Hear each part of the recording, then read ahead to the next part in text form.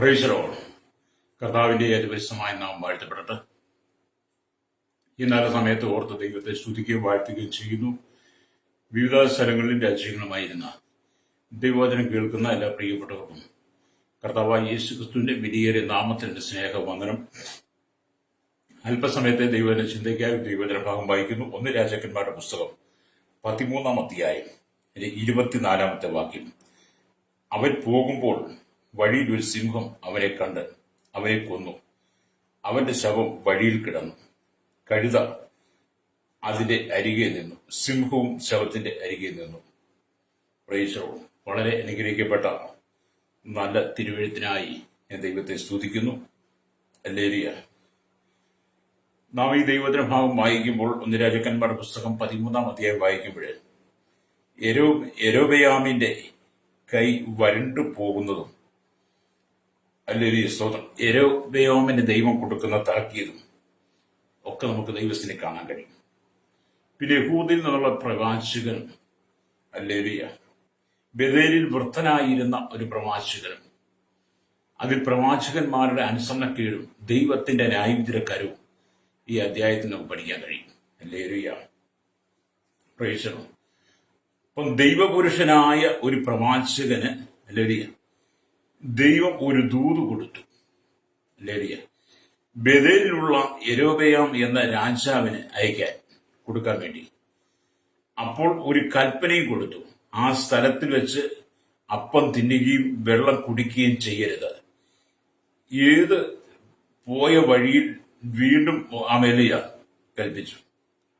അപ്പം പോകുന്ന വഴിയില് പോകുന്ന സ്ഥലത്ത് വെച്ച് അവിടുന്ന് അപ്പം തിന്നുകയും വെള്ളം കുടിക്കുകയും ചെയ്യരുത്.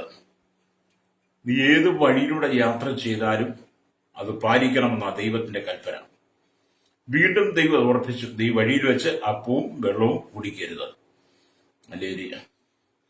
അപ്പം ദൈവം നമ്മോടൊരു കാര്യം ചെയ്യരുത് എന്ന് പറഞ്ഞാൽ നമ്മൾ ചെയ്യാൻ പാടില്ല. അല്ല, ഞാൻ ചെയ്യും എന്ന് പറയുന്നത് അത് ദൈവത്തോടുള്ള അനുസരണക്കേടാണ്. അത് ദൈവിക ന്യായവിധി നമുക്ക് കിട്ടും. കർത്താവ് പറയുന്നത് മാത്രമേ നമ്മൾ ചെയ്യാവുള്ളൂ. പ്രൈസ്. വീണ്ടെടുക്കപ്പെട്ട ദൈവജനം, വീണ്ടെടുക്കപ്പെട്ട ദൈവമക്കളോട് ദൈവത്തിന്റെ ആലോചന അറിയിച്ച്, ദൂതറിയിച്ച് നിങ്ങളോട് പറയുന്ന കാര്യങ്ങൾക്ക് അപ്പുറത്ത് നീ ചെയ്യാനൊരുങ്ങിയാൽ ദൈവത്തിന് അത് ഇഷ്ടപ്പെടുന്നില്ല എന്നുള്ളത് ഈ അധ്യായം പഠിപ്പിക്കുക. ഹല്ലേലൂയ. ഈ ഭാഗത്ത് നമ്മൾ വായിക്കുമ്പോൾ 1 രാജാക്കന്മാരുടെ പുസ്തകം 13-ാം അധ്യായം അതിന്റെ 11 തൊട്ട് താഴോട്ട് വാക്യങ്ങൾ വായിക്കുമ്പോൾ കാണാൻ കഴിയുന്നത്, യഹൂദയിൽ നിന്നുള്ള ഒരു ദൈവപുരുഷൻ ബേഥേലിൽ വൃദ്ധനായൊരു പ്രവാചകൻ പാർത്തിരുന്നു.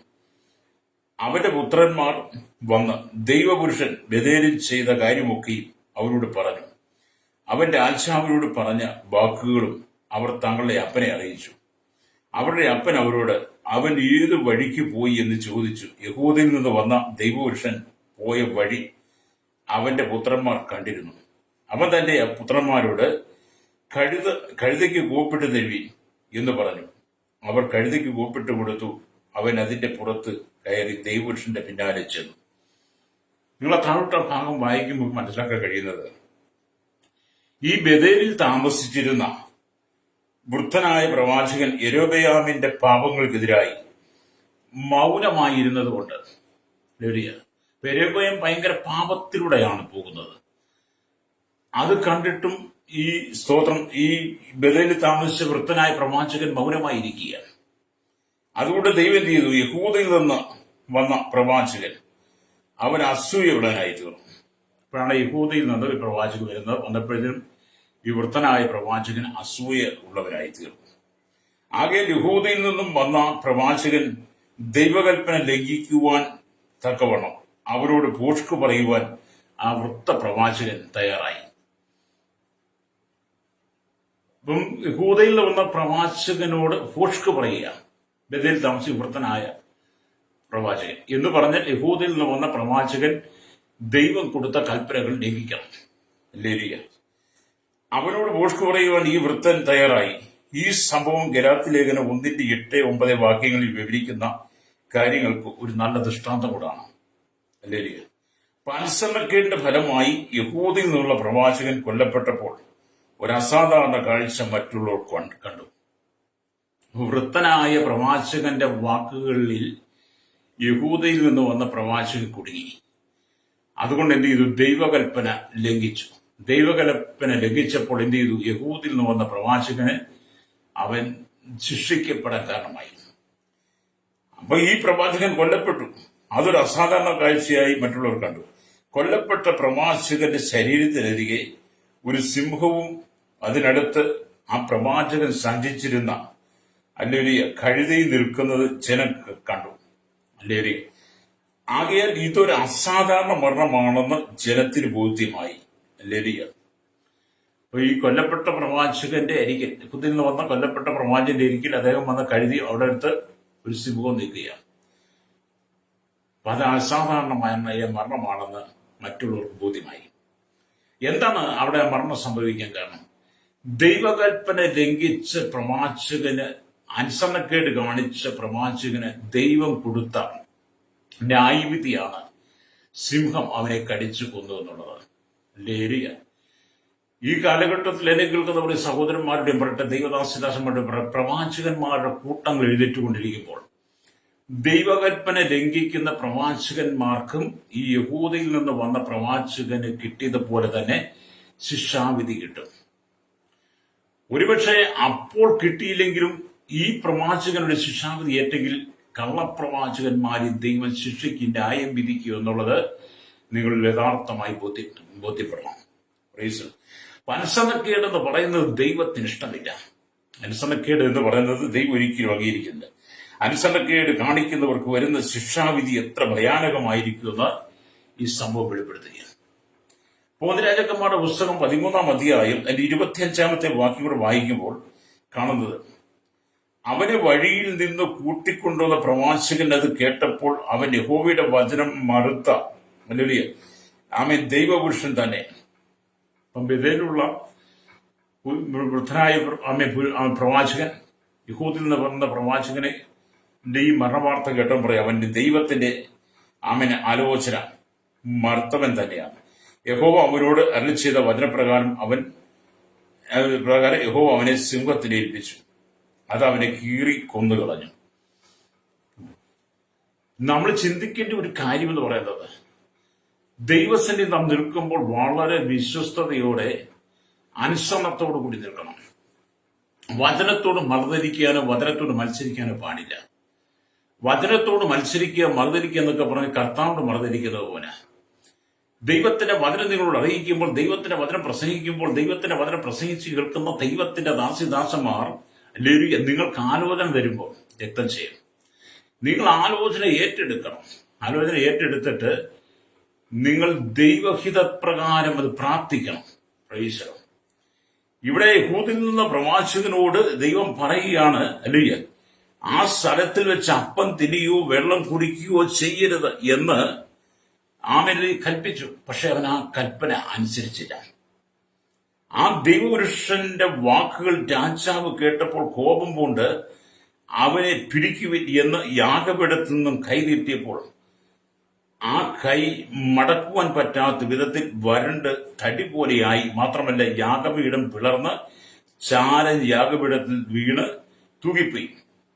തന്റെ പരിതാപകരമായ അവസ്ഥയെ ഉണർന്ന രാജാവ് ദൈവപുരുഷനോട് യഹോവയുടെ കൃപയ്ക്ക് വേണ്ടി അപേക്ഷിപ്പാൻ പറഞ്ഞു. ഹല്ലേലൂയ, സ്തോത്രം.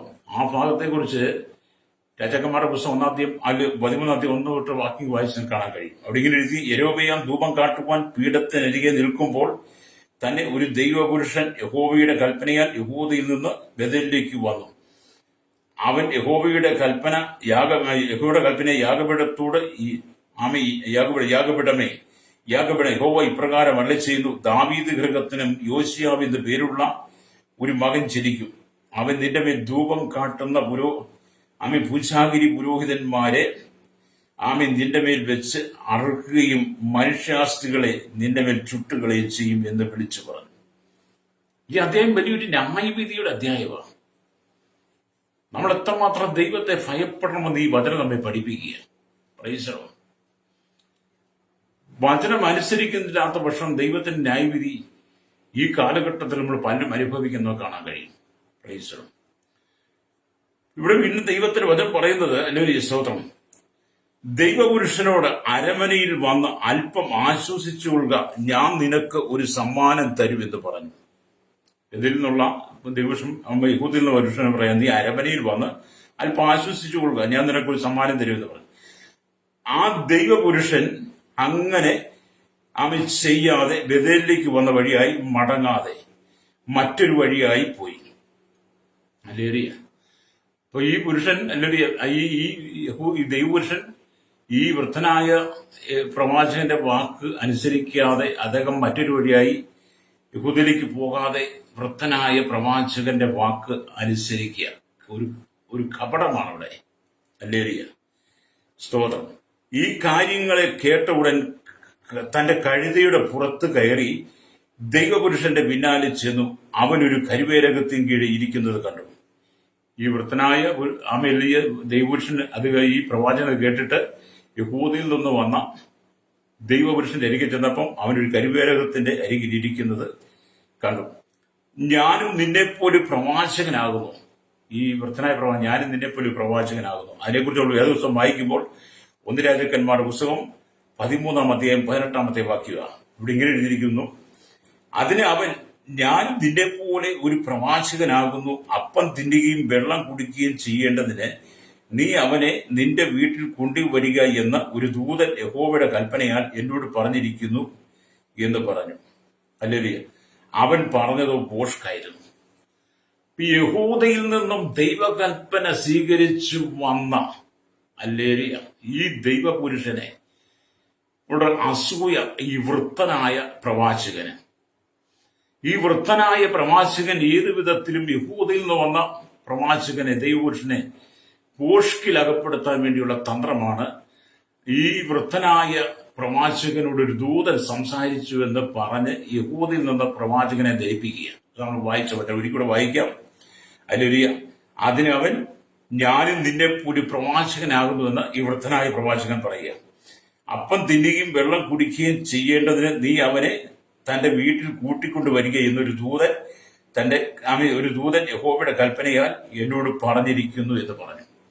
അപ്പം തിന്നുകയും ചെയ്യണം, വെള്ളം കുടിക്കുകയും ചെയ്യണം. അതുകൊണ്ട് നിന്നെ എന്റെ അരമനയിൽ കൂട്ടിക്കൊണ്ടുവരുവാൻ എന്നോട് യഹോവയുടെ ദൂതൻ സംസാരിച്ചു എന്ന് ഈ ബേഥേലിൽ നിന്ന് വന്ന വൃദ്ധനായ അല്ലെങ്കിൽ പുരുഷൻ, ഈ പ്രവാചകൻ, ഈ ദൈവപുരുഷനായവനോട് ആലോചന പറയാം.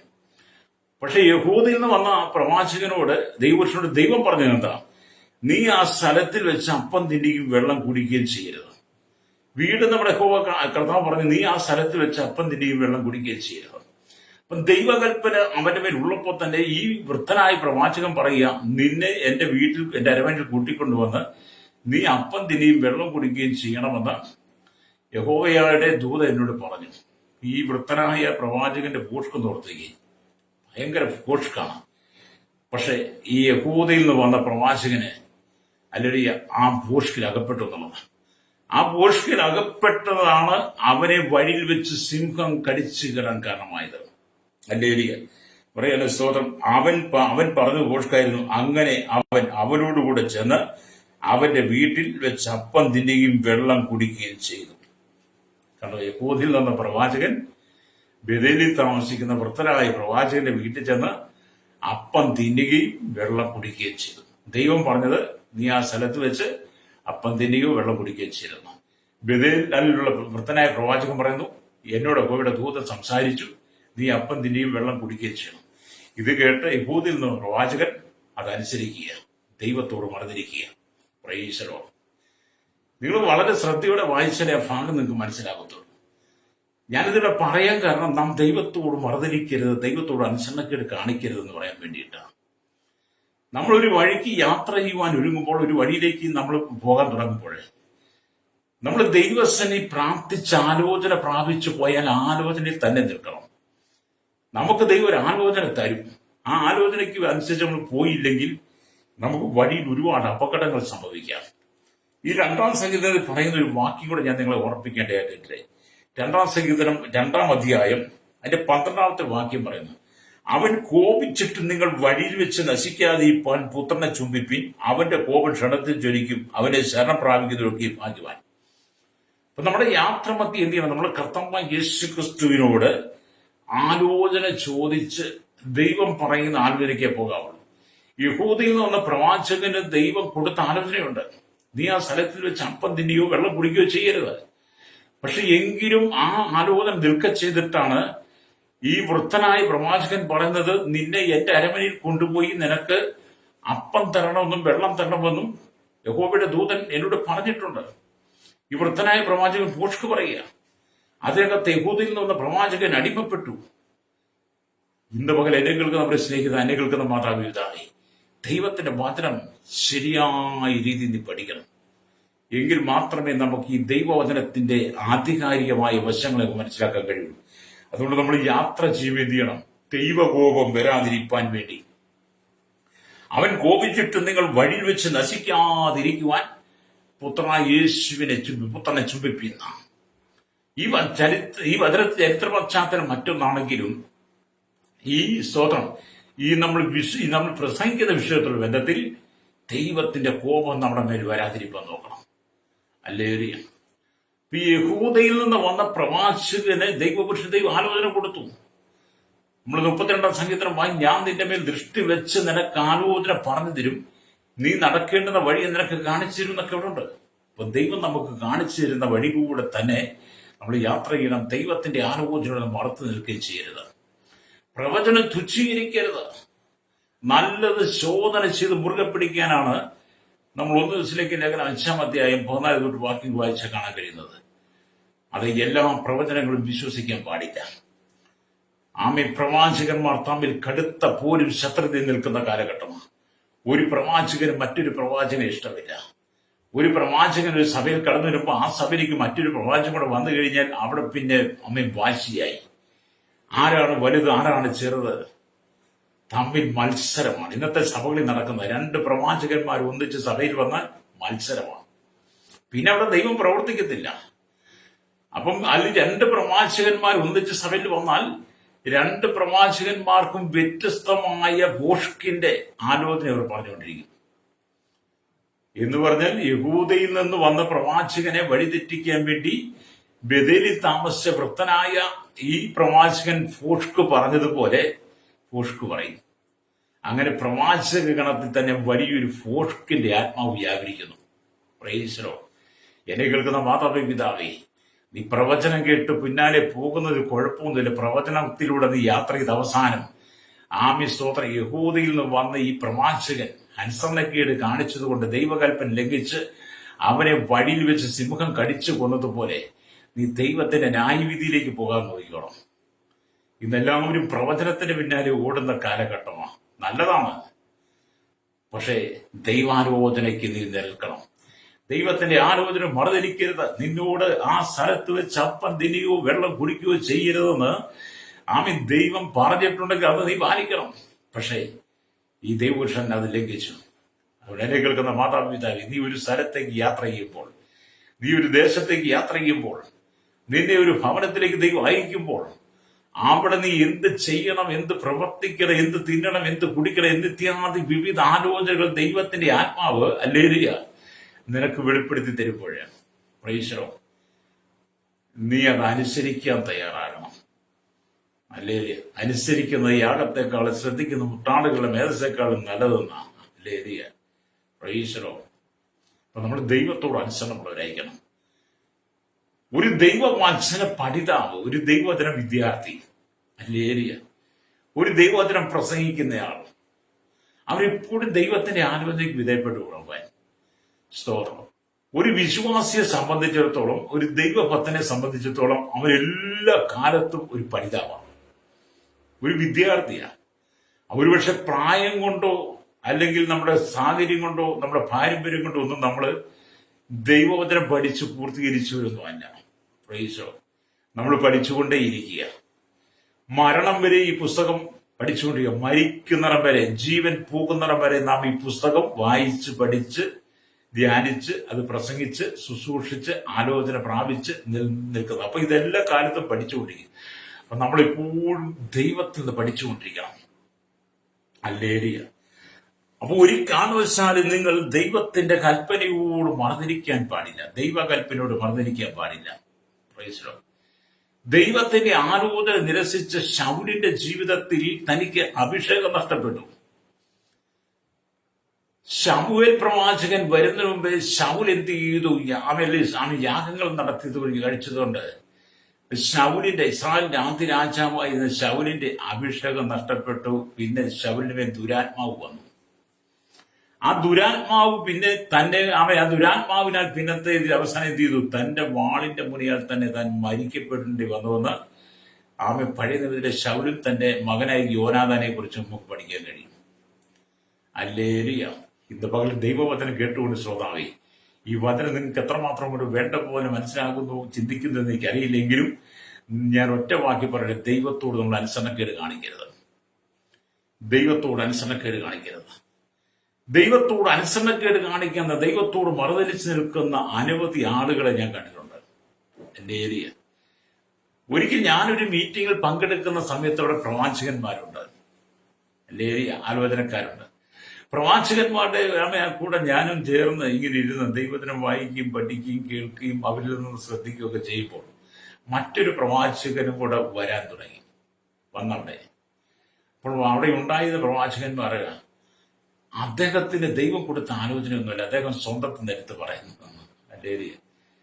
അപ്പം ഇവിടെ ഇരിക്കുന്ന പ്രവാചകൻ, അവൻ നേരത്തെ വന്ന പ്രവാചകൻ പറയാം, ഇപ്പോൾ വന്ന പ്രവാചകര് ആലോചനയില്ല, പുള്ളി സ്വന്തത്തിൽ നിന്ന്. അപ്പൊ ഇവിടെ ഇരിക്കുന്നവരും സ്വന്തത്തിൽ നിന്നായിരിക്കുമല്ലോ, അതുകൊണ്ടായിരിക്കും പുള്ളി സ്വന്തത്തിൽ നിന്ന് പറയും. കാരണം ഇങ്ങനെയാണ് പ്രവാചക ഗണം പറയുന്നത്. രണ്ടുപേർ ഒന്നിച്ച് നടക്കുന്നതോ, രണ്ടുപേർ ഒന്നിച്ചിരിക്കുന്നതോ, രണ്ടുപേർ ഒന്നിച്ച് ജീവിക്കുന്നതോ, രണ്ടുപേർ ഒന്നിച്ച് ശുശ്രൂഷിക്കുന്നതോ അവർക്ക് താല്പര്യമില്ല. Price the Lord. നമുക്കറിയാം, പത്രോസും യോഹന്നാനും കൂടെ ഒന്നിച്ച് സുന്ദരമെന്ന ഗോപുരത്തെ ആലയത്തിലേക്ക് പോകുമ്പോൾ ഹല്ലേലൂയ, അവിടെ ഭിന്നതകളില്ല, ഐക്യതയാണ്. അപ്പോസ്തലന്മാരെല്ലാവരും ഐക്യതയായിരുന്നു. യേശുവിന്റെ ശിഷ്യന്മാർക്കൊക്കെ ഐക്യതയുണ്ടായിരുന്നു. യൂദയൊഴിച്ച് ബാക്കിയുള്ളവർക്ക് ഐക്യതയുണ്ടായിരുന്നു. ആദിമ സഭയ്ക്കകത്ത് നല്ല ഐക്യതയുണ്ടായിരുന്നു. ഹല്ലേലൂയ. അവർ ഒരുമനപ്പെട്ടിരുന്ന് പ്രാർത്ഥിച്ച് ആലോചന ചോദിച്ച് ദൈവത്തിൽ നിന്ന് പ്രാപിക്കുമായിരുന്നു.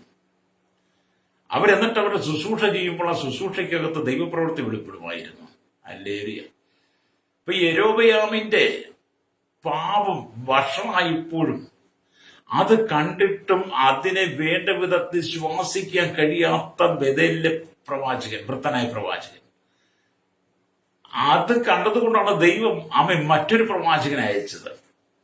ആ പ്രവാചകനെ അയച്ചെങ്കിലും അവനും ദൈവത്തിന്റെ കൽപ്പന ഈ വൃത്തനായ പ്രവാചകന്റെ വാക്കിൽ കുടുങ്ങി ലംഘിക്കേണ്ടി വന്നു. അത് നമ്മുടെ ഏതു യാത്രയിലും ഏതു വഴിയിലും നാം ദൈവത്തോട് ചേർന്നിരിക്കണം. അവൻ ദൈവപുരുഷൻ അല്ലെങ്കിൽ യഹൂദയിൽ നിന്ന് വന്ന ദൈവപുരുഷൻ ബേഥേലിൽ നിന്ന് വന്ന വൃത്തനായ ആ പ്രവാചകന്റെ വാക്ക് വിശ്വസിച്ചു. അവന്റെ വീട്ടിൽ ചെന്ന് അപ്പം തിന്നുകയും വെള്ളം കുടിക്കുകയും ചെയ്തു. അവൻ പോകുമ്പോൾ വഴിയിൽ ഒരു സിംഹം അവനെ കണ്ടു. യഹൂദയിൽ നിന്ന് വന്ന പ്രവാചകൻ ബേഥേലിലുള്ള വൃത്തനായ പ്രവാചകന്റെ വീട്ടിൽ ചെന്ന് അപ്പം തിന്നുകയും വെള്ളം കുടിക്കുകയും ചെയ്തു. നല്ലൊരു സൽക്കാരം വൃത്തനായ പ്രവാചകൻ കൊടുത്തു. കൊടുത്തു. അത് അസൂയ കൊണ്ടാ, പോഷ്കായിരുന്നു. എന്നിട്ട് ഈ യഹൂദയിൽ നിന്ന് പ്രവാചകൻ പോകുമ്പോൾ വഴിയിലൊരു സിംഹം അവന് നേരെ എതിർപ്പെട്ടു. ഹല്ലേലൂയ. അതാണ് വായിച്ചത്. ഹല്ലേലൂയ, സ്തോത്രം. ഹല്ലേലൂയ. 1 രാജാക്കന്മാരുടെ പുസ്തകം 13-ാം അധ്യായം അതിന്റെ സ്തോത്രം 24-ാമത്തെ വാക്യം വായിച്ച്, അവൻ പോകുമ്പോൾ വഴിയൊരു സിംഹം അവനെ കണ്ടു, അവനെ കൊന്നു, അവന്റെ ശവം വഴിയിൽ കിടന്നു, കഴുത അരികെ നിന്നു, സിംഹവും ശവത്തിന്റെ അരികെ നിന്നു. വായിച്ചത്, അവൻ പോകുമ്പോൾ തന്നെ ഒരു സിംഹം നിൽക്കുകയാണ്. ഹല്ലേലൂയ. അവന്റെ ശവം വഴിയിൽ കിടന്നു, കഴുതയും അവന്റെ അരികെ നിന്നു, സിംഹവും ശവത്തിന്റെ അരികെ നിന്നു. ഹല്ലേലൂയ. ഓർത്തു നോക്കിയ ദൈവത്തിന്റെ ന്യായവിധി എത്ര വലുതാണ്. ഹല്ലേലൂയ. ഇന്ന് ഈ കാലഘട്ടത്തിൽ ഞാൻ പറയട്ടെ, ദൈവം നിനക്കൊരു ആലോചന തന്നൊരു ദേശത്തേക്ക്, ഒരു രാജ്യത്തേക്ക്, ഒരു സംസ്ഥാനത്തേക്ക്, ഒരു ഗ്രാമത്തിലേക്ക്, ഒരു ഭവനത്തിലേക്ക് അയച്ചാൽ നിന്റെ യാത്രമധ്യേ ദൈവവും നീയുമായുള്ള ബന്ധം മാത്രമേ ആകാവുള്ളൂ. രക്തചയം. ദൈവത്തെ കൂടാതെ ഒരു ആലോചന നീ പ്രാപിക്കരുത്. എല്ലാ ആലോചനകളൊന്നും ദൈവികമാകത്തില്ല, എല്ലാ പ്രവചനവും ദൈവികമാകത്തില്ല. പ്രവാചകൻ തമ്മിൽ കല്ലിനെ പല്ലുകടിച്ച് അമ്മയോണ്ടിരിക്കുക, അവർ തമ്മിൽ അസൂയപ്പെട്ടുകൊണ്ടിരിക്കുക.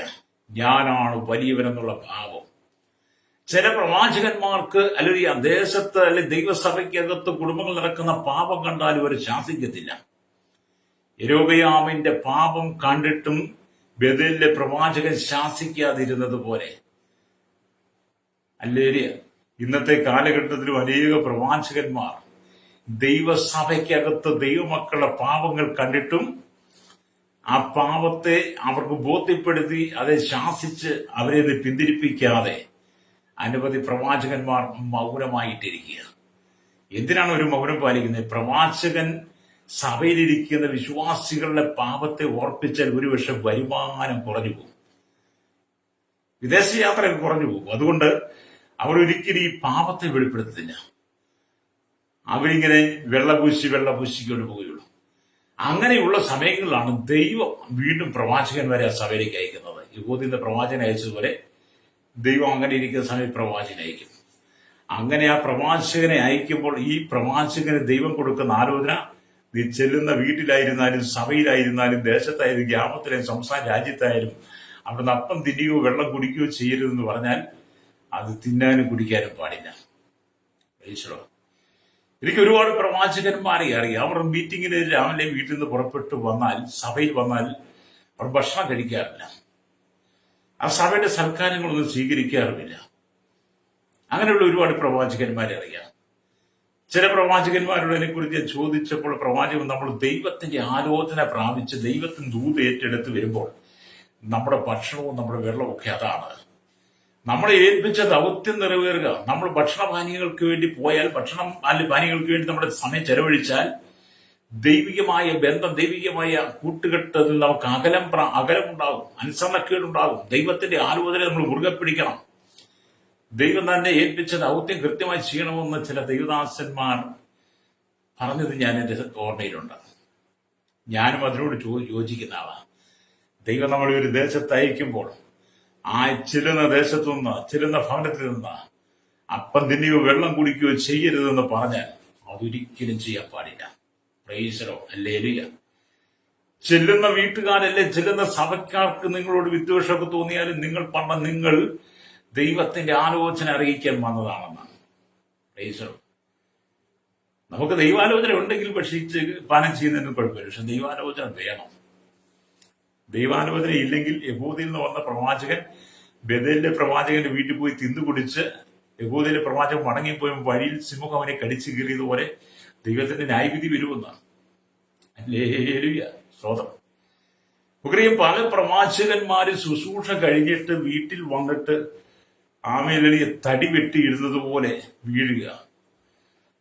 എന്നിട്ട് അവർ പറയും, ആ ശുശ്രൂഷയ്ക്കകത്ത് വലിയ പോരാട്ടമായിരുന്നു, ഭയങ്കര പ്രശ്നമായിരുന്നു, ഭയങ്കര ക്ഷീണമായിട്ട് വന്ന് മരത്തടി കിടക്കുന്നത് നിങ്ങൾ കണ്ടിട്ടില്ലേ? അങ്ങനെ പറയുന്നത് കേട്ടിട്ടില്ലേ? ഞാൻ കണ്ടിട്ടുണ്ട് കേട്ടോ. എന്തുകൊണ്ടാണ് അങ്ങനെയൊക്കെ സംഭവിക്കുന്നത്? ദൈവത്തിന്റെ ആലോചനയുടെ മറത്തു നിൽക്കുമ്പോൾ അങ്ങനെയുള്ള ന്യായവിധിയുടെ കരം നമ്മുടെ മേലും വരും. ഇല്ലേ? ഒരു പ്രവാചകൻ എന്ന് പറയുന്നത് ദൈവത്തിന്റെ വായ, ദൈവമാണ് അവനോട് കൂടെ ഇരിക്കുന്നത്. ഒരു പ്രവാചകന്റെ ആലോചന എന്ന് പറയുന്നത് ദൈവം കൊടുക്കുന്ന ആലോചനയാണ്. ഇല്ലേ? ബേഥേലിലുണ്ടായിരുന്ന പ്രവാചകന് യൊരോബെയാമിന്റെ പാപത്തെ ശാസിക്കാൻ ശാസിക്കാതെയും തർജ്ജന ചെയ്യാതെയും വന്നതുകൊണ്ടാണല്ലോ ദൈവം യഹൂദിൽ ഒരു പ്രവാചകനെ അയച്ചത്. യഹൂദിൽ നിന്ന് വന്ന പ്രവാചകന് ശക്തമായിട്ട് ദൈവാലോചന, നീ ആ സ്ഥലത്ത് ചപ്പന്തിനെയോ വെള്ളം കുടിക്കുകയോ ചെയ്യരുത്. പക്ഷേ ബേഥേലിലുള്ള ഈ പ്രവാചകൻ യഹൂദിൽ നിന്ന് വന്ന പ്രവാചകനെ വശീകരിച്ചിട്ട് പറയാണ്, നീ എന്റെ അരമനയ്ക്കകത്ത് വരണം, നീ എന്റെ അരമനയിൽ വന്ന് എന്റെ അരമനയിൽ നിന്ന് അപ്പം തിരിയും വെള്ളം കുടിക്കുകയും ചെയ്യണമെന്ന് യഹോവയുടെ ദൂതൻ എന്നോട് പറഞ്ഞു എന്ന് ഫോഷ്ക്ക് പറഞ്ഞപ്പോൾ, ഹല്ലേലൂയ, സ്തോത്രം, ഹല്ലേലൂയ, യഹോവയുടെ ദൂതൻ പറഞ്ഞപ്പോൾ യഹൂദയിൽ നിന്ന പ്രവാചകർ അത് വിശ്വസിച്ചു. ദൈവത്തിന്റെ കൽപ്പന ലംഘിക്കുകയാണ്. അത് എന്നെ കേൾക്കുന്നവരെ, നമ്മൾ ഏത് സ്ഥലത്ത് നിന്നാലും ദൈവകൽപ്പന ലംഘിക്കാൻ പാടില്ല. ദൈവം തുടരുതെന്ന് പറഞ്ഞാൽ തുടരുത്, ദൈവം കുടിക്കരുത് പറഞ്ഞാൽ ഭക്ഷിക്കാൻ പാടില്ല. വിശുദ്ധിയാണ് ഏറ്റവും വലുത്. ഒരു പ്രവാചകൻ എന്ന് പറയുന്നത് വിശുദ്ധിയുടെ ആത്മാവിൽ നിറയപ്പെട്ടതായിരിക്കണം. ഹല്ലേലൂയ. ഞാൻ ദൈവവചനം വായിക്കും പഠിക്കും. ഇപ്പൊ നമുക്കറിയാം, ഭക്തനായിരുന്ന സ്മിത്ത് വിഗിസ്വർത്ത് എന്ന് പറയുന്ന വലിയ ആ ഭക്തനെ നിങ്ങൾക്ക് അറിയാമെന്ന് എനിക്ക് തോന്നുന്നു. അദ്ദേഹത്തെ കുറിച്ച് ഒരുപാട് മെസ്സേജുകളുണ്ട്, അദ്ദേഹത്തെ കുറിച്ച് ഒരുപാട് പഠിക്കാനുണ്ട്. അദ്ദേഹം തന്റെ ശുശ്രൂഷ കാലയളവിൽ 21 മരിച്ചവരെ ഉയർപ്പിച്ചെന്നുള്ളതാണ് സ്മിത്ത് വിഗിൻസ്വർത്ത് എന്ന് പറയുന്ന ദേവദാസൻ. ആ 21 പേരെ മരിച്ചവരെ ഉയർത്തെഴുന്നേൽപ്പിക്കണമെങ്കിൽ സ്മിത്ത് വിഗിൻസ്വർത്ത് എന്ന് പറയുന്ന ആ ഭക്തൻ ദൈവത്തോട് എത്രമാത്രം ചേർന്നിരുന്നു, ദൈവത്തിന്റെ ആത്മാവുമായിട്ട് എത്ര ബന്ധപ്പെട്ടിരുന്നു കൊണ്ടാണ് ദൈവം അത്രമാത്രം ശക്തമായി ശുശ്രൂഷ സ്മിത്ത് വിഗിൻസ്വർത്ത് എങ്ങനെ ചെയ്യിപ്പിച്ചത്. എന്നാൽ ഇന്നത്തെ കാലഘട്ടത്തിൽ ശുശ്രൂഷ ചെയ്യാൻ ആർക്കെങ്കിലും കഴിയുന്നുണ്ടോ? ഇന്നത്തെ പ്രവാചകന്മാർക്ക് സ്മിത്ത് വിഗിൻസ്വർത്ത് ചെയ്തപോലെ ശുശ്രൂഷ ചെയ്യുവാൻ കഴിയുന്നില്ല. കാരണം അവർ ദൈവത്തിനകന്ന് യഹൂദിൽ നിന്ന് വന്ന പ്രവാചകൻ ദൈവകൽപ്പന ലംഘിച്ചതുപോലെ പലരും ദൈവകൽപ്പന ലംഘിച്ച് വെള്ളപൂശലായതുകൊണ്ട് പ്രവാചക ഗണത്തിൽ അത്ഭുതങ്ങൾ നടക്കുന്നില്ല. പിന്നെ പ്രവാചക ഗണത്തിൽ അത്ഭുതം നടക്കണമെങ്കിൽ വേറെ വല്ല സിദ്ധികളൊക്കെ പഠിക്കണം. വേറെ സിദ്ധികൾ പഠിച്ച ഒരുപാട് പേരുണ്ട്. എൻ്റെ ഏരിയ ഞാൻ ബൈബിൾ കോളേജിലേക്ക് പഠിക്കുന്ന സമയത്ത് എന്നോട് ദേവദാസൻ പറഞ്ഞു, ചില സൈക്കോളജിയൊക്കെ പഠിക്കണം എന്ന് പറഞ്ഞു. ഞാൻ ചോദിച്ചു അതെന്തിനാണ്? അതുണ്ടെങ്കിൽ നമുക്ക് പ്രയോജനം, ഒരു വെടിക്കുള്ള നമ്മുടെ ഈ വേണമെന്ന് പറഞ്ഞു. അപ്പൊ ഞാൻ പറഞ്ഞു, ഒരു വെടിക്കുള്ള മരുന്നൊക്കെ നീ അങ്ങ് കരുതിക്കോ, അത് നിനക്ക് നല്ലതാ. അദ്ദേഹം ഇന്ന് ഒരു വെടിക്കുള്ള മരുന്നാ ചെയ്തത് കേട്ടോ. അല്ലേ ഏരിയ എന്നെ ശ്രദ്ധിക്കുന്നുണ്ടെങ്കിൽ ദേവദാസൻ എന്നോട് പറഞ്ഞ കാര്യം ഓർത്തു വെക്കുക. നമ്മൾ പോകുന്ന വഴിക്ക് ഒരു വെടിക്കുള്ള മരുന്ന് കരുതണ്ട. അത് ലോകപ്രകാരം ലോകമനുഷ്യൻ പറയുന്നതാണ്. നമ്മൾ പോകുന്ന വഴിക്ക് നമ്മുടെ ദൈവം പറഞ്ഞ ആലോചന കൊണ്ട് പോയാൽ മതി. നാം പോകുന്ന വഴിക്ക് ദൈവാത്മാവ് നമ്മോട് അറിയിച്ച ആലോചന കൊണ്ട് ദൂത് കൊണ്ട് നമ്മൾ ഒരിടത്തേക്ക് പോകാവുള്ളൂ. അല്ലേരിയ എന്നെ കേൾക്കുന്ന മാതാവേ, പിതാവേ, ശ്രോതാവേ, നിന്നെ ഒരു സ്ഥലത്തേക്ക് ദൈവം അയക്കുമ്പോൾ ദൈവം നിനക്കൊരു ആലോചന തരും. ദൈവം നിനക്കൊരു ദൂത് തരും. ആ ദൂതുമായിട്ടാണ് നീ പോകുന്നതെങ്കിൽ നിന്റെ ആ ദൂത് നിറവേറും, നിന്റെ ശുശ്രൂഷ വിജയിക്കും. അല്ല, നീ ചെല്ലുന്നിടത്ത് ചില വശീകരണങ്ങളും ചില അനുമോദനങ്ങളും ചില സൽക്കാരങ്ങളും കണ്ട് നീ അതിനകത്ത് വിധേയപ്പെട്ടു പോയെങ്കിൽ നിന്റെ മടക്കയാത്രയിൽ ഒരുപക്ഷെ ഭയാനകമായ യഹൂദയിൽ നിന്ന് വന്ന പ്രവാചകനെ സിംഹം കടിച്ചു കൊന്നതുപോലെ ദൈവത്തിന്റെ ന്യായവിധിയുടെ കരം നിനക്കും വരാൻ സാധ്യതയുണ്ട്. രക്തജയം. Praise the Lord. ഇവിടെ നമുക്ക് ഈ അവസാന ദിവസങ്ങളിൽ ദൈവം നമുക്ക് താക്കീതുകൾ തന്നുകൊണ്ടിരിക്കുക. 1 രാജാക്കന്മാരുടെ പുസ്തകം 13-ാം അധ്യായം നിങ്ങൾ വായിച്ചിട്ട് ബേഥേലിൽ ഉണ്ടായിരുന്ന വൃദ്ധനായ പ്രവാചകരെ, അവിടെ ഉണ്ടായിരുന്ന യെരോബെയാമിന്റെ അവന്റെ പാപങ്ങളും ദൈവം അയച്ച യഹൂദിൽ നിന്ന പ്രവാചകന്റെയും ആ 3 വ്യക്തിത്വങ്ങളെ നമ്മൾ പഠിച്ചിട്ട് യഥാർത്ഥത്തിൽ ദൈവാലോചന പ്രാപിച്ചു വന്ന യഹൂദിൽ നിന്ന പ്രവാചകൻ ദൈവാലോചന തെറ്റിച്ചതുകൊണ്ട് കൽപ്പന ലംഘിച്ചതുകൊണ്ട് വന്ന ന്യായവിധി നമ്മൾ പഠിക്കണം. നമുക്കൊരു ദൃഷ്ടാന്തമായി വെച്ചിരിക്കുക അധ്യായം.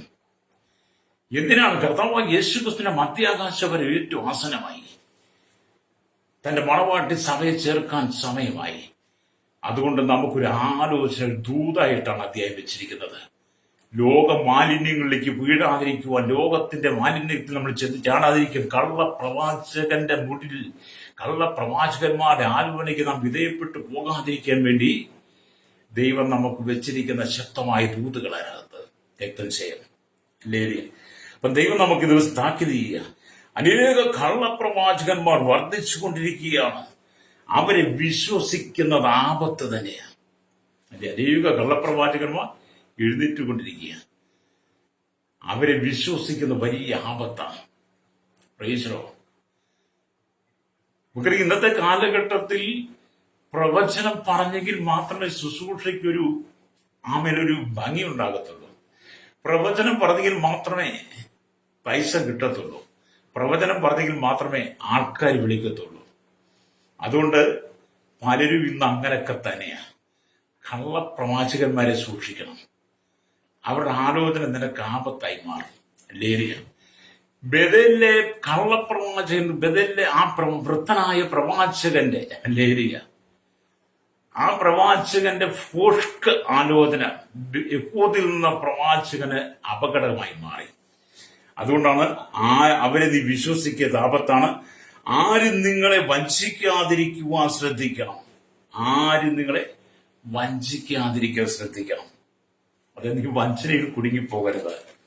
അതുകൊണ്ടാണ് നമ്മുടെ കർത്താവായ യേശു ക്രിസ്തു ഭൂമിയിലായിരുന്നപ്പോൾ ശക്തമായ ദൂതുകൾ, താക്കീതുകൾ നമുക്ക് തന്നത്. ആമേൻ, സ്തോത്രം. മർക്കോസിന്റെ സുവിശേഷം 13-ാം അധ്യായത്തിലേക്ക് വരുമ്പോൾ അതിലെ 5-ാമത്തെ വാക്യത്തിൽ പറയുന്നു, യേശു അവരോട് പറഞ്ഞു തുടങ്ങിയത്, ആരും നിങ്ങളെ തെറ്റിക്കാതിരിക്കാൻ സൂക്ഷിച്ചുകൊള്ളുവിൻ. ഞാനാകുന്നു എന്ന് പറഞ്ഞുകൊണ്ട് അനേകർ എന്റെ പേരെടുത്ത് വന്ന് പലരെയും തെറ്റിക്കും.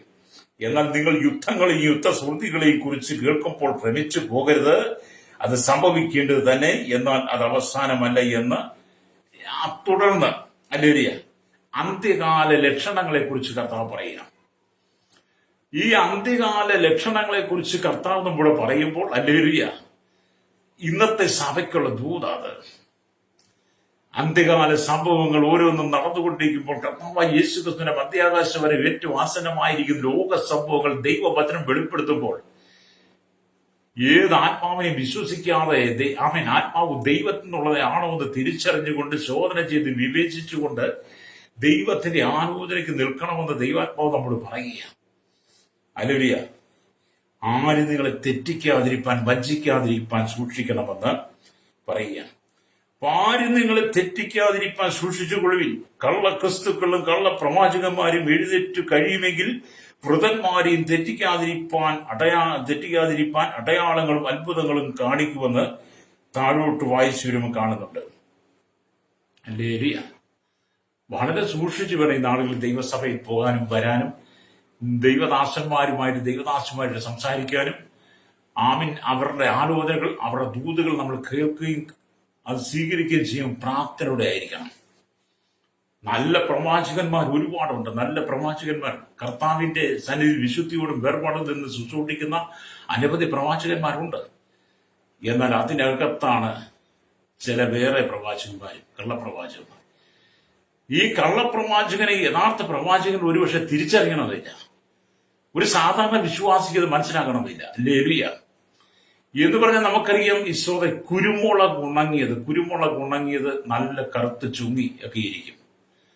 അതിന്റെ കൂടെ നമ്മളുടെ ഈ പപ്പായ പഴുത്തതിന്റെ കുരുവും കൂടെ ഉണങ്ങിയിട്ടാല് രണ്ടും നോക്കിയാൽ കുരുമുളക് പോലെ തന്നെ ഇരിക്കും. പപ്പായ ഓമയ്ക്കയുടെ പഴുത്ത ഓമയ്ക്കയുടെ കുരു ഉണങ്ങിയ കുരുമുളകിന്റെ കൂടെ ഇട്ടാൽ രണ്ടും ഒരേ നിറമായിരിക്കും, ഒരേ വലിപ്പമായിരിക്കും, ഒരേ ഭാവരൂപങ്ങളായിരിക്കും. അതിനകത്ത് പപ്പായയുടെ കുരു ഏതാ, കുരുമുളക് ഏതാന്ന് നമുക്ക് മനസ്സിലാക്കാൻ കഴിയില്ല. അത് രണ്ടും കൂടെ തിരിച്ചറിയാൻ നമ്മൾ തിന്നു നോക്കണം, കടിച്ചു നോക്കണം. കടിച്ചു നോക്കി എരിവുള്ളതാണെങ്കിൽ കുരുമുളക്, എരിവില്ലാത്തതാണെങ്കിൽ പപ്പായുടെ ഈ ഓമയ്ക്കയുടെ കുരുവ, സമോസിന്റെ എന്ന് പറഞ്ഞാൽ ഈ കാലഘട്ടത്തിൽ ആമീൻ അതുപോലെ തന്നെയാണ് പ്രവാചകന്മാരുടെ കൂട്ടം. നല്ല പ്രവാചകന്മാരുടെ ഇടയ്ക്ക് ഒരുപാട് വ്യാജ പ്രവാചകന്മാർ കയറി കിടക്കുന്നു. അതുകൊണ്ടാണ് കർത്താവ് പ്രവചനം തുച്ഛീകരിച്ച് നല്ലത് ശോധ ചെയ്ത് കൊല്ലപ്പിടിക്കാൻ പറഞ്ഞത്. ഹല്ലേലൂയ. ആരും നിങ്ങളെ തെറ്റിക്കാതിരിക്കാൻ സൂക്ഷിച്ചുകൊള്ളുമെന്ന് കർത്താവ് പറയും. അപ്പോസ്തലനായ യോഹന്നാനും നമ്മെ താക്കീത് ചെയ്യുന്നു. യോഹന്നാൻ നമ്മെ കർശനമായി താക്കീത് ചെയ്യുക. എന്താണ് യോഹന്നാൻ പറയുന്നത്? 1 യോഹന്നാന്റെ ലേഖനം 4-ാം അധ്യായത്തിലേക്ക് വരുമ്പോൾ അവിടെ യോഹന്നാൻ പറയുകയാണ്, കള്ളപ്രവാചകന്മാരെ സൂക്ഷിച്ചുകൊള്ളുക.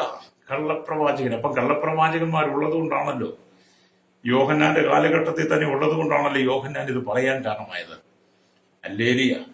അപ്പം പ്രിയമുള്ളവരെ, കള്ളപ്രവാചകന്മാർ പലരും ലോകത്തിലേക്ക് പുറപ്പെട്ടിരിക്കുകയാൽ ഏത് ആത്മാവിനെയും വിശ്വസിക്കാതെ ആത്മാക്കൾ ദൈവത്തിനുള്ളവയോ എന്ന് ശോധന ചെയ്യുവിൻ. ദൈവാത്മാവിനെ ഇതിനാൽ അറിയാം. യേശുക്രിസ്തു ജഡത്തിൽ വന്നു എന്ന് സ്വീകരിക്കുന്ന ആത്മാവൊക്കെയും ദൈവത്തിനുള്ളത് ഹല്ലേലൂയ എന്ന് പറയും. എല്ലാ ആത്മാവിനെയും കൂടി വിശ്വസിക്കാൻ പറ്റത്തില്ലെന്നേ. ഹല്ലേലൂയ, സ്തോത്രം. എനിക്കൊരു വിശ്വാസി അറിയാം, അദ്ദേഹം ഭയങ്കര ദുരുപദേശത്തിലാണ് നിൽക്കുന്നത്. സഭയിലാ കൂടി വരുന്നത്, ആരാധിക്കുകയൊക്കെ ചെയ്യുന്നത് ഒക്കെ വേർപെട്ട ദൈവമക്കളോടൊപ്പം. പക്ഷെ പുള്ളി എപ്പോഴും ആലോചന പറയും. പുള്ളി എന്ത് കേട്ടാലും പറയും, ഈ വർഷം പുതിയൊരു പ്രവൃത്തി, പുതിയൊരു നന്മ, പുതിയൊന്ന് ചെയ്യാൻ, അങ്ങനെ പുള്ളി എപ്പോഴും പറഞ്ഞിരിക്കും. പക്ഷെ പുള്ളി പെന്തക്കോസ്തിലാണ് ആരാധിക്കാൻ വരുന്നെങ്കിലും പുള്ളി മാതൃസഭ ഇന്ന് വരെ വിട്ടിട്ടില്ല. ജാതീയ പശ്ചാത്തലത്തിൽ പുള്ളി വന്നതാണ്. പുള്ളി ഇപ്പോഴും അവിടെ പോവുകയും വരികയും അവരുടെ ആലോചന കേട്ടിട്ടാണ് ദൈവസഭയിൽ വന്നിട്ട് ആലോചന പറയുന്നത്. ഇതാണ് ഇങ്ങനെയുള്ള കള്ളപ്രവാചകന്മാർ ഒരുപാട് സഭയിലുണ്ട് കേട്ടോ. പഴയതിനെ വിടാതെ ദൈവകൽപ്പന അനുസരിക്കാതെ ദൈവത്തോടുള്ള ആമേൽ മറുതലിച്ചുകൊണ്ട് പലരും രംഗത്ത് വരുമ്പോൾ അപകടമാണ്. അവരുടെ ആലോചന നിനക്ക് ആപത്താണ്. ഇന്ന് പല സഭയ്ക്കകത്തും പല സഭകളും അനുഗ്രഹിക്കപ്പെടാത്ത പല വിശ്വാസികളും അനുഗ്രഹിക്കപ്പെടാത്തതിന്റെ കാരണം എന്താ? വ്യാജ പ്രവാചകന്മാർക്ക് അവസരം കൊടുത്ത് അവരെ സഭയിൽ കയറ്റി അവരുടെ വ്യാജ ദൂതുകൾ സഭയ്ക്കകത്ത് വെളിപ്പെട്ടു തുടങ്ങിയപ്പോൾ സഭയ്ക്കകത്ത് യഥാർത്ഥ പ്രവചനത്തിന്റെ ശുശ്രൂഷ നഷ്ടപ്പെട്ടു. പ്രവാചകൻ ഉണ്ടെങ്കിൽ മാത്രമേ സഭാവിശ്വാസി സഭയെ വരത്തുള്ളൂ. ദൈവസഭയ്ക്ക് ഒരു അധ്യക്ഷനെ, ഒരു ഇടയനെ, ഒരു പാസ്റ്ററെ വെച്ചിട്ടുണ്ട്. ദൈവസഭയ്ക്ക് ആ ദൈവം വെച്ച ഇടയനെ, അധ്യക്ഷൻ, ആ പാസ്റ്റർ പറയുന്ന വചനത്തിന് ഇഷ്ടപ്പെടാതെ ആ വചനത്തെ സ്വീകരിക്കാതെ വിശ്വാസി വരുന്നതുകൊണ്ട് ചോദിക്കും, പാസ്റ്റർ ഇന്ന് പ്രവാചകനുണ്ടോ? ഇന്ന് ഏത് പ്രവാചകനാണ് വരുന്നത്? നാളെ ഏത് പ്രവാചകൻ? ഇവള് പ്രവാചകനെ അന്വേഷിച്ച് വരുന്നതാണ്. ദൈവത്തെ അന്വേഷിച്ച് ദൈവത്തിന്റെ ആലോചനയൊന്നും അന്വേഷിച്ച് വരുന്നതല്ലെന്നേ, പ്രവാചകനെ അന്വേഷിച്ച്. ഈ പാവപ്പെട്ട ദൈവദാസനോട് ഇരുന്ന് ആലോചന പറഞ്ഞു തരുന്നു. സഹോദര നിനക്ക് ദൈവം ആക്കി വെച്ച അധ്യക്ഷനെ നീ ആദ്യം അനുസരിക്കണം. ദൈവസഭയ്ക്ക് അധ്യക്ഷനാക്കി വെച്ചിരിക്കുന്ന ദൈവത്തിന്റെ ഇടയനായിരിക്കുന്ന ദൈവദാസനെ, ആ സഭയുടെ പാസ്റ്ററെ നീ അനുസരിക്കണം. ആ പാസ്റ്റർ നിനക്ക് പറയുന്ന ആലോചന അത് പ്രവചന ദൂതായി നിന്റെ ജീവിതത്തിൽ വെളിപ്പെടും. നീ പ്രവാചകനെ അന്വേഷിച്ച് തന്നാൽ, ആ പ്രവാചകന്റെ വാക്കും കിട്ടിയെന്നാൽ നീ അതിനകത്ത് വഞ്ചിക്കപ്പെടുകയാണ്. അല്ലേ? അപ്പൊ യോഹന്നാൻ പറയുക, കള്ളപ്രവാചകന്മാരെ പലരും ലോകത്തിലേക്ക് പുറപ്പെട്ട ഏത് ആത്മാവിനെയും വിശ്വസിക്കാതെ ആത്മാക്കൾ ദൈവത്തിനുള്ളവയെന്ന് ശോധന ചെയ്യും. സിംഹം അന്യായമായി അല്ലെങ്കിൽ കൊല്ല ചെയ്യുക. സിംഹത്താൽ അന്യായമായി കൊല്ലപ്പെട്ട ആ ദൈവപുരുഷനെ നോക്കണം. അന്യായമായി കൊല്ലപ്പെട്ട ആ യഹൂദിയിൽ നിന്ന് വന്ന ആ ദൈവപുരുഷനെ നിങ്ങൾ ശ്രദ്ധിക്കണം കേട്ടോ. യഹൂദിയിൽ നിന്ന് വന്ന ദൈവപുരുഷനോട് വീണ്ടും ഞാൻ ആവർത്തിച്ച് പറയട്ടെ, ബഥേലിലെ ആ പ്രവാചകന്റെ വീട്ടിൽ പോകരുത്, തിന്നരുത്, കുടിക്കരുതെന്നൊക്കെ ദൈവം പറഞ്ഞെങ്കിൽ യഹൂദിയിൽ നിന്ന് വന്ന പ്രവാചകൻ അനുസരിക്കാതെ തിന്നുകുടിച്ച് മടങ്ങി വന്നപ്പോഴാണ് വഴിയിൽ സിംഹം കണ്ടത്. ആ സിംഹം അവനെ കടിച്ചു കൊന്നത്. അല്ലേരിയ. അപ്പൊ ദൈവപുരുഷൻ ആത്മാക്കളെ വിവേചിച്ചറിഞ്ഞില്ല. യഹൂദിയിൽ നിന്നുള്ള ദൈവപുരുഷൻ ബഥേലിലുണ്ടായിരുന്ന പ്രവാചകന്റെ, വൃദ്ധനായ പ്രവാചകന്റെ വിവേചിച്ചറിയാൻ കഴിഞ്ഞില്ല.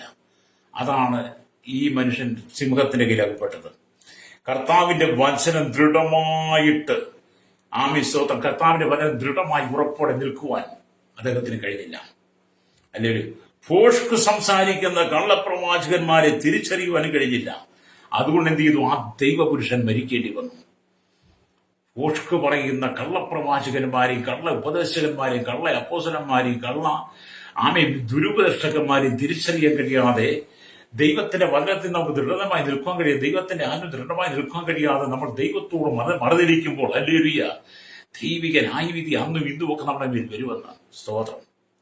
അതെ, കള്ളപ്രവാചകന്മാരെ സൂക്ഷിച്ചുകൊണ്ട് അവർ ആടുകളുടെ വേഷം പൂണ്ട് നിങ്ങളുടെ അടുക്കൽ വരുന്നു, അകമയോ കടിച്ചു കയറുന്ന ചെന്നായ്ക്കളാകുന്നത്. ഈ 2025 വ്യാജാത്മാക്കളെ തിരിച്ചറിയണം. വിവേചിപ്പാൻ വരുന്ന പ്രവാചകനായിരുന്നാലും പ്രവാചികയായിരുന്നാലും ദൈവദാസനായാലും ആത്മാവ് ഏതാണെന്ന് വിവേചിച്ചറിയാനുള്ള ദൈവകൃപ നീ പ്രാപിക്കണം. അല്ലാത്ത പക്ഷം യഹൂദിയിൽ നിന്ന് ദൈവപുരുഷനുണ്ടായ ന്യായവിധി പോലെ നിനക്കും ചില അപകടത്തിൽ നീ വഞ്ചിക്കപ്പെടാൻ സാധ്യതയുണ്ട്. കണ്ണുകളടച്ചാട്ട് മാനസാന്തരപ്പെട്ട് മടങ്ങി വാ. പരിശുദ്ധ ഞങ്ങളുടെ നല്ല ദൈവമേ, പിതാവേ, ഇന്ന് പകൽ ഞങ്ങൾ ഈ ദൈവത്തിനെ ചിന്തിച്ചപ്പോൾ കർത്താവ് ഈ വചനം വേണ്ടതുപോലെ എത്രമാത്രം വിശ്വസിക്കുക ഏറ്റെടുത്തു എന്നൊക്കെ അറിയില്ലെങ്കിലും കള്ളപ്രവാചകന്മാർ അനേകം ഹൃദയിരിക്കുന്ന കാലഘട്ടത്തിൽ ദൈവസഭ വളരെ സൂക്ഷ്മതയോടെ വിശുദ്ധിയോടെ കടന്നു വരുന്നവരെ വിവേചിച്ച് ദൈവവചനം ശുശ്രൂഷിപ്പാനും ദൈവസഭയുടെ അനുഗ്രഹത്തെ തടസ്സപ്പെടുത്തുന്ന വിധത്തിലുള്ള ആലോചന ദൂതുകളും സഭയ്ക്കകത്ത് വെളിപ്പെടുവാൻ ഇടയാകാത്ത വിധത്തിൽ ദുരുപദേശ ചിന്തകളെ, ഉപദേശങ്ങളെ, കള്ളപ്രവാചകന്മാരെ തിരിച്ചറിയുവാനുള്ള കൃപ ഞങ്ങളുടെ ജനത്തിന് കൊടുക്കണമായി, ദൈവസഭയ്ക്ക് കൊടുക്കണമായി പ്രാർത്ഥിക്കുന്നു. കർത്താവിയുടെ ദൈവസഭകൾ 2025 അനുഗ്രഹിക്കപ്പെട്ടിട്ടുണ്ട്.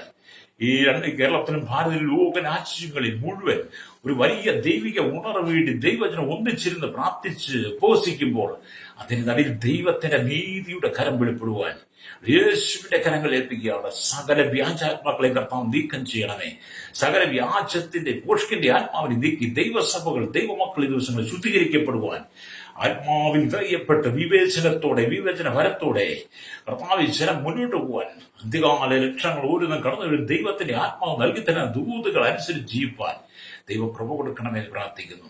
സകലത്തിന്റെ പേര് ദൈവനീതി വെളിപ്പെടണം യേശുവിന്റെ നാമത്തിൽ തന്നെ. ആമേൻ, ആമേൻ, ആമേൻ.